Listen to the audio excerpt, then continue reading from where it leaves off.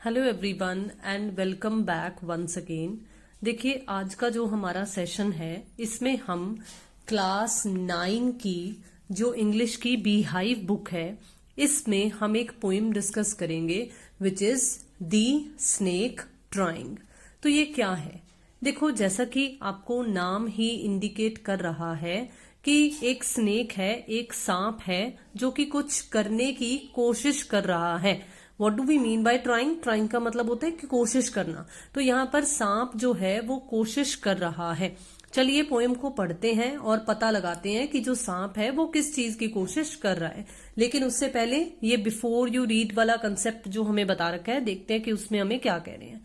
Most of us think of snakes as fearsome symbols of death.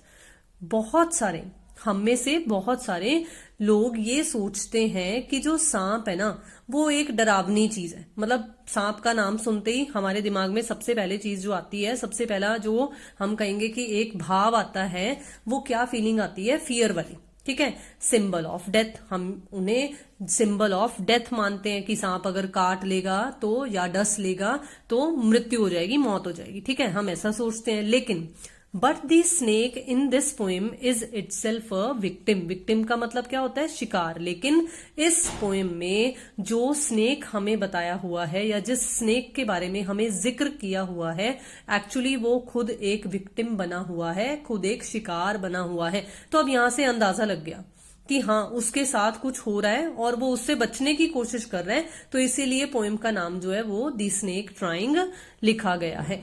अब देखो, हल्का सा पहले एक इंट्रोडक्शन बताऊंगी कि यहाँ पर इस पर्टिकुलर पोइम को लिखने वाले जो पोइट हैं वो आपको बेसिकली अपना एक परसेप्शन बता रहे हैं कि जनरली लोग ये सोचते हैं कि जब सांप उनके सामने आ गया तो सांप को मार दो, है ना। लेकिन यहाँ पर जो पोएट हैं वो कुछ अलग परसेप्शन दे रहे हैं कि हर सांप जो है वो जानलेवा नहीं होता है, हार्मफुल नहीं होता है। कुछ सांप जो है वो हार्मलेस भी होते हैं। तो इसलिए वो ये कहते हैं कि हमें इस तरीके की एक प्रतिक्रिया नहीं अपनानी चाहिए, एक इस तरीके का माइंडसेट हमारा नहीं होना चाहिए कि अगर हमने सांप देख लिया तो हम उसे चोट पहुंचाने की या उसे मारने की कोशिश में जुट जाएं। एक्चुअली क्या होता है कि जब तक हम सांप को कुछ कहेंगे नहीं तब तक वो हमें कुछ नहीं करेगा। लेकिन जैसे ही हम उसे मारने के लिए दौड़ते हैं, वो जो सांप है वो भी बदले में फिर हमें मारने की या हम पर वार करने की कोशिश करता है। तो चलिए अब इस पोएम को पढ़ते हैं और देखते हैं कि जो पोएट हैं वो स्नेक की किस बात के लिए एक कोशिश को व्यक्त कर रहे हैं। The snake trying to escape. Escape का मतलब होता है बचकर निकलना। The pursuing stick with sudden curvings of thin long body। तो यहां पर आपको इन पर्टिकुलर लाइंस में क्या बता रहे हैं कि जो सांप है वो कोशिश कर रहा है बचकर निकलने की, बचकर भाग जाने की। किससे बचने की कोशिश कर रहा है? परसुइंग स्टिक, उस स्टिक का मतलब उस छड़ी से बचने की कोशिश कर रहा है जो उससे परस्यू कर रही है। परस्यू का मतलब होता है चेज करना, मतलब पीछा करना। तो एक स्टिक उसका पीछा कर रही है और वो उस स्टिक से बचने की कोशिश कर रहा है। अब देखो, स्टिक खुद तो पीछा कर नहीं सकती, ऑब्वियसली है कि कोई ह्यूमन बींग है जिसने उस स्टिक को होल्ड किया हुआ है और वो उससे बचने के लिए भाग रहा है, एस्केप कर रहा है। और कैसे भाग रहा है? With sudden curvings of thin long body. अब सांप की जो बॉडी स्ट्रक्चर है वो आपको यहाँ पर बताई गई है कि पतली उसकी बॉडी है, उसकी बॉडी लंबी है, लॉन्ग है। और वो जैसे एक सांप मूव करता है ना, ऐसे कर्व बनाकर, ऐसे बल खाता हुआ, तो उस तरीके से कर्व्ड मैनर में, मतलब वो ट्विस्ट एंड टर्न्स लेते हुए जो सांप है वो अपनी पतली और लंबी बॉडी को घुमाता हुआ, रेंगता हुआ उस स्टिक से बचने की कोशिश कर रहा है। How beautiful and graceful are his shapes! Exclamation sign. तो यहाँ पर आपको एक्सक्लेम करते हुए पोएट ये बताने की कोशिश कर रहे हैं कि जब वो सांप इस तरह से रेंगता हुआ भागता है तो उसकी जो बॉडी है, उसकी ये शेप्स जो बनती हैं, देखो वो कितनी सुंदर, कितनी खूबसूरत और ग्रेसफुल, मतलब कितनी ज्यादा अट्रैक्टिव लगती हैं। He glides through the water away from the stroke। Stroke का मतलब क्या है? स्ट्रोक का मतलब है यहाँ पर हिट से, कि कोई चीज हिट कर रही है। कौन सी चीज थी जो उसे हिट कर रही थी? वो थी स्टिक। तो that means he glides through the water away, वो पानी में घुस जाता है, पानी पे से ऊपर तैरते हुए बचकर भागने की कोशिश करता है। ग्लाइड करने की मतलब रेंगने की कोशिश करता है, क्रीप करने की कोशिश करता है और अपने आप को उस हिट से, जो स्टिक की वजह से उसे लग सकती है चोट, उससे बचने की कोशिश करता है। अब आपको अपना परसेप्शन देते हुए पोइट क्या कह रहे हैं?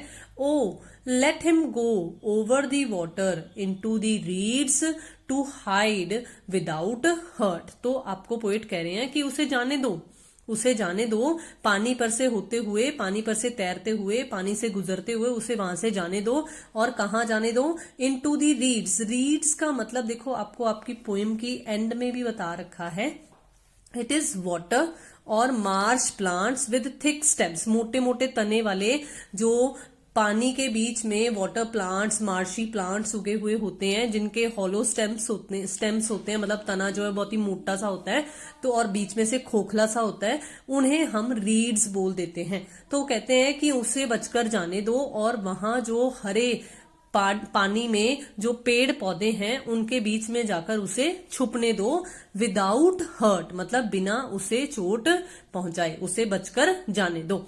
Small and green he is harmless even to children. अब फिर से आपको उसका एक और फीचर क्या बता रहे हैं कि वो तो स्मॉल है, छोटा है और हरे रंग का है और वो किसी को भी हार्म नहीं पहुंचाता, इवन बच्चों को भी नहीं।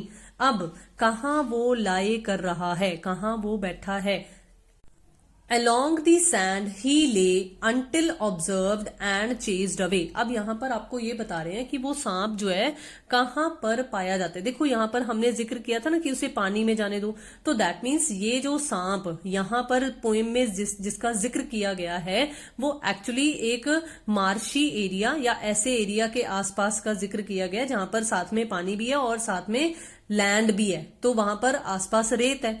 तो अलोंग दी सैंड, मिट्टी में वो लाई कर रहा है और तब तक वो वहां बैठा रहता है जब तक कि कोई उसे ऑब्जर्व नहीं कर लेता, मतलब कोई उसे देख नहीं लेता।